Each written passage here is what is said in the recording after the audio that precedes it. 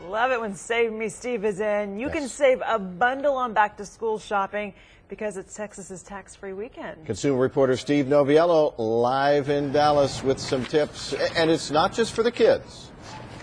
Yeah, it's not just for the kids, it's really for the entire family, and not just on things for back to school. We talked about in the last hour, especially for Lauren, things like, baby clothes and baby bibs. And I've gotten a ton of email from viewers talking about this tip we shared last hour, which was diapers. These things are also going to be exempt from sales tax this weekend. The general rule of thumb is a $100 price point. That's the number you've got to look out for. Items have to be less than $100. Qualifying items have to be less than $100 in order to be able to take advantage of that.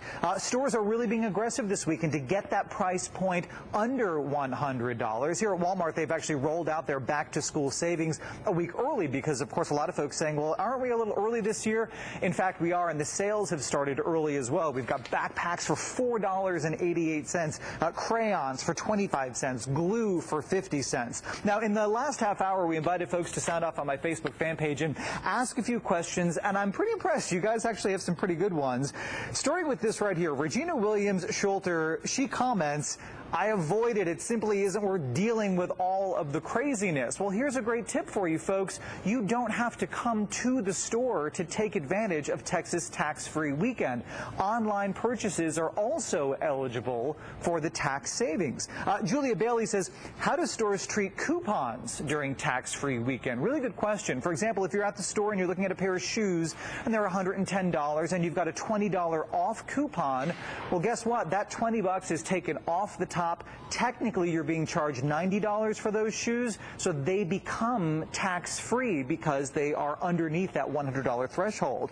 Mike Fannis wants to know, do I get a tax break on layaway? Now, here's the interesting part about layaway. There's actually two ways to do it.